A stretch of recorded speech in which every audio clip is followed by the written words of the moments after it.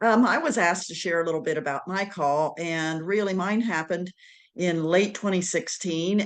And it was reading a book by Bill McKibben where I suddenly was smacked in the face and learned that what I thought was kind of nebulous was immediate and an existential threat to our world. And I have to confess, I almost couldn't breathe. I was almost into despair. I've got 3 children. I'm thinking, what's going on? And it was within a couple of weeks of prayer that I then felt a very strong call by the Lord to raise awareness so that others who were like me and who were uninformed could have the opportunity to learn where we actually stood. And so I began looking at things to learn more about this. And through that, learned what my denomination, the United Methodist Church, was doing, and learned about Earth Keepers training. And so I went to the second Earth Keepers training, which was in August of 2017. And it was there that I learned that raising awareness is not enough. You need to move from raising awareness into action. And only through that will you be able to change that despair into hope.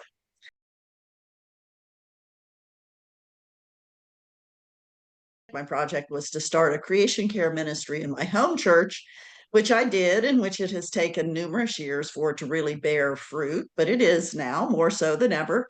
But had a fortunate opportunity to become the coordinator for the Western North Carolina Conference's creation care team, which was fairly newly formed in 2020. And so our purpose within that team of volunteers, we have about 10 or 12 who are active, one of whom is Dawn, who is here with us today. And our focus is on helping local churches move into action. And so we raise awareness with them so that they understand the need, they understand the theology, they understand the opportunities, they understand the problems. But then we help them learn how to take that a step further, form a team, and to go into action. So, for example, at our annual conference, which is starting tomorrow, we have a workshop where we're going to talk about energy efficiency and raising energy efficiency, and how the General Conference legislation focuses on doing energy audits and energy assessments and move churches into action where they realize that, they need to start looking and not just think, well, there's a problem there, but start looking as to how they can address it. And it may not be immediate. It may mean putting things into the budget, and in the next 5 years, here's what we can do. Can we transition to renewable energy, etc.?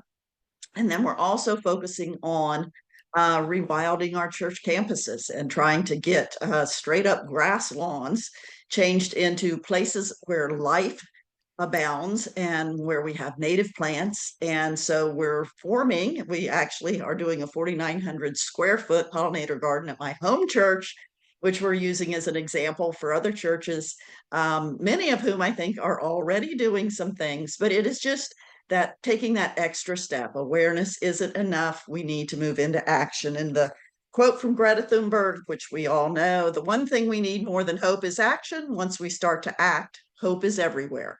So instead of looking for hope, look for action. Then and only then, hope will come. There you go. So I'm going to share a little bit of my story as well. In 2019, I was asked by then United Methodist Women to attend a pre-conference event prior to the summit in Nashville. And while there, we were basically starting to kick off our Just Energy for All campaign. Stayed for the summit, and part of my work at the summit was with a small group of people trying to organize annual conferences. I too had one of those nice orange sheets that Kathy showed. We were filling ours out with, all right, who do we know in which annual conference, and are they doing anything, and what are they doing? That work became my Earthkeeper project. When we started to kind of regroup, when the United Methodist Creation Justice Movement began to group in 2020, annual conference organizing was one of our first work groups.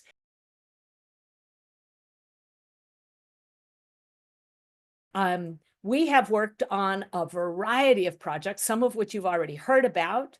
Early on, Dan Jurenko, Paul Slentz, Pat Watkins, Bob Downs, I think J.D. Hansen had a role in that as well, developed a webinar series. It's 7 webinars that talk about how you can organize your annual conference team as a green team or climate justice or creation care team.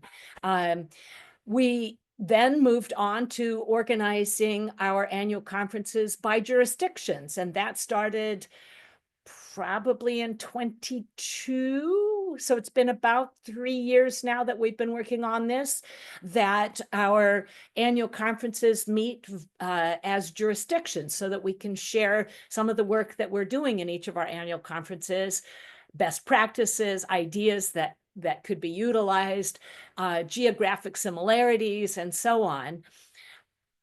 We moved on to figuring out how do we reach out to our bishops to encourage them. So a small group of us worked on letters to the bishops, reaching out to our bishops, encouraging and cajoling them to be partners and allies in this effort. That led to working on resolutions, both for annual conferences as well as for general conference. And I had the great pleasure of serving as a general conference delegate and seeing those resolutions pass, and that was really exciting. Our annual conference resolutions, we have model resolutions on the website. If you haven't had a chance to take a look at those, they range everything from green team formation to church land use, to energy audits, to net zero, to just partnerships, a whole range of things. And those resolutions are written so that you can take them in your own annual conference, modify them, hopefully only slightly as necessary, so that they would be of a fit for your work in your own annual conference. Most recently, we've been working with the Board of Church and Society. One of the other things that you already heard about that came out of General Conference was that every annual conference shall have, that is the wording, shall have a caretaker of God's creation coordinator. And so we've been working with Church and Society on how best to implement that, how to encourage that in each of the different annual conferences. We wrote a model job description, which is on our webpage. We wrote a timeline for implementation, how you might go about nominating such an individual, equipping such an individual, and helping such an individual put together a team.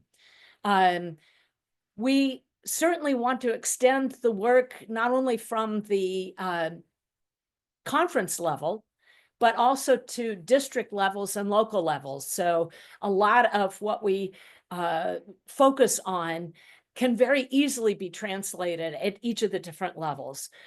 So that is a little bit of a nutshell of our work that we've done at the annual conference organizing team.